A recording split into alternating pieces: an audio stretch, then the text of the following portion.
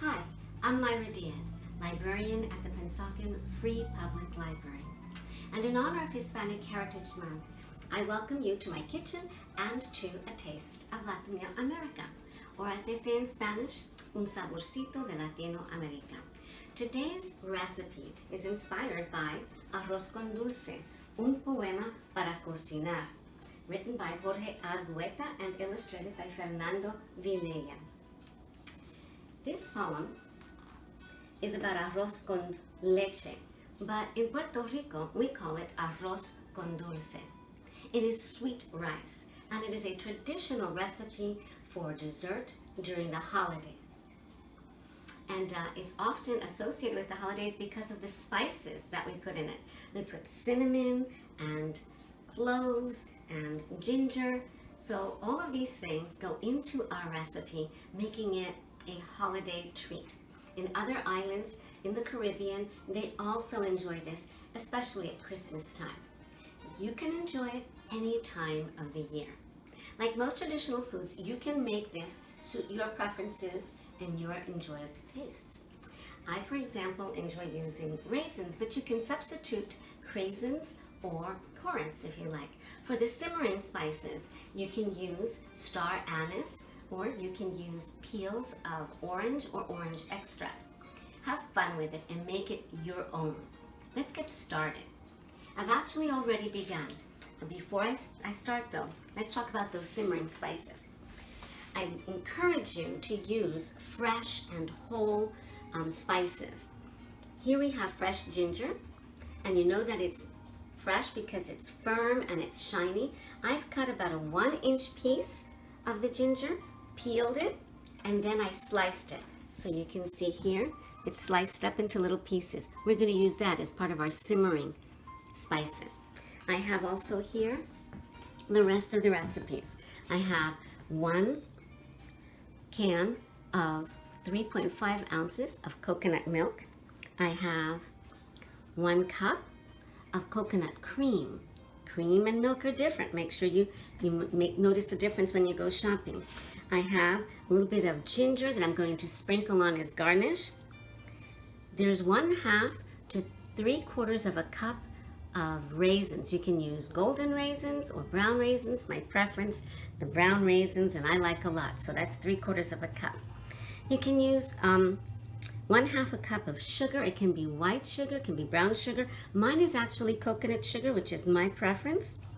And then here we have 1/4 of a cup of coconut flakes. It can be sweetened or unsweetened. I prefer the unsweetened. 1 teaspoon of salt, and then 3 whole cloves. And we're going to get started. Over here, I've already started to heat up 3 cups of water into my pot. And I have here 1 cup of short grain rice. This 1 cup of short grain rice was soaking for 2 hours. You can do it for 2 hours minimum or overnight. But you do want to soak it because you want your rice to be soft and creamy. So let's get this simmering a little bit stronger. I'm going to raise the heat to get that simmer going. Now I can see the bubbles. That's good. To that simmering pot, I'm going to add my ginger,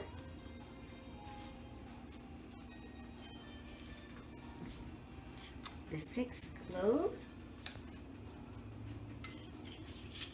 the 3 sticks of cinnamon, and my teaspoon of salt. Let's stir that up.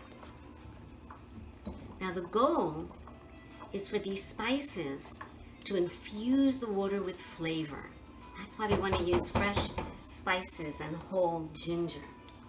It's going to take about 15 minutes at a good simmer for these spices to infuse the water. We'll be back in about 15 and continue with our recipe. Welcome back. Our 15 minutes are over, and our water, if you come take a look, is now infused with the spices that we used. I removed the spices. I'm going to set them aside, but we're keeping this water because that's what's going to make our rice pudding so flavorful. Okay? So now I have it on a medium-low heat. We're going to start adding our different ingredients. We're going to start with, I think, with the sugar. Here we go. Let's get all of that sugar in there. Here we go. We're going to add our coconut.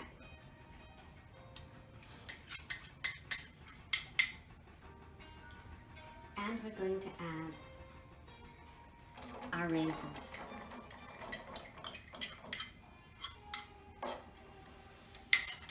Come take a look inside the pot and see what is going on. We're going to mix all of these spices up together. Let the sugar melt. Okay.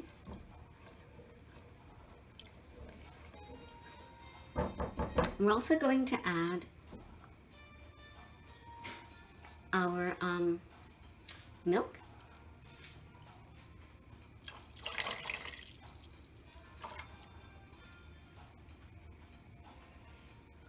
We're going to add our cream.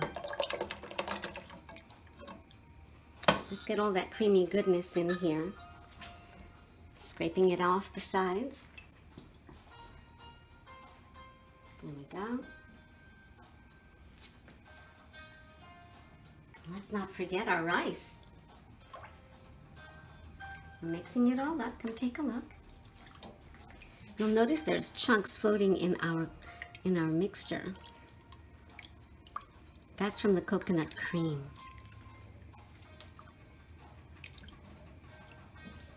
We're going to cook this with the rice. Let's get that rice in there. Remember, this rice has been soaking for at least 2 hours in water. We want it to be nice and soft to give us that creamy flavor. Here we go.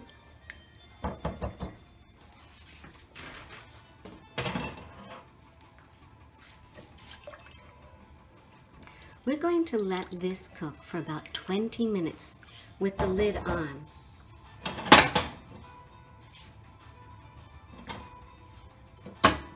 But I will come back and stir it a few more times. After those 20 minutes have gone by, after it's had the lid on and I've stirred it a couple of times, I'm going to let it sit without the lid on and cook for another 20 minutes. Altogether, that's about 40 minutes, 35 to 40 minutes cooking. What we want is for all of the water to be absorbed and for the rice to be cooked nicely through and through. However, if all your water is absorbed and the rice still isn't soft and hasn't been cooked through and through, you can always add a 1/4 cup at a time of hot water and allow it to continue cooking. We're going to cook here on medium-low heat, okay? And we're going to let that go for about another 35 minutes altogether. We'll come back and take a look and see what goodness is going to be bubbling in that pot. Thanks. Hi, and welcome back. Let me shut this off. Come take a look and see what's brewing in my pot. As you can see, that coconut sugar made my rice pudding, mi arroz con dulce, a very dark caramel brown. And there's raisins. There's going to be a raisin in every single spoonful, which is just how I like it. Now, while I was cooking, I realized that my heat was a bit too high when I made it medium high, and for those first 20 minutes, it started to boil, almost overflowing the pot. So you may want to keep it low, okay? And do check on it and stir. After that, it was good. My pot is a non-stick pot. If your pot is not nonstick, you're going to want to stand by your pot and keep stirring those last 15 minutes to make sure that your rice pudding doesn't stick. We are done and ready to spoon this out into our cups. Now, some people just go ahead and put it into a decorative self-serve cup, like I'm doing right now. Others will put it in a large container. And when it cools, it goes into the refrigerator. But I like eating mine nice and warm. So I'm just going to let this cool, and then I'm going to enjoy. Because mine is dark caramel and there's so many raisins, I'm not going to add any garnish to it. But if you had used white sugar or even very light brown sugar, then you could always sprinkle a little bit of cinnamon on top of it, or even sprinkle a little bit of raisins if you didn't have as many as I do.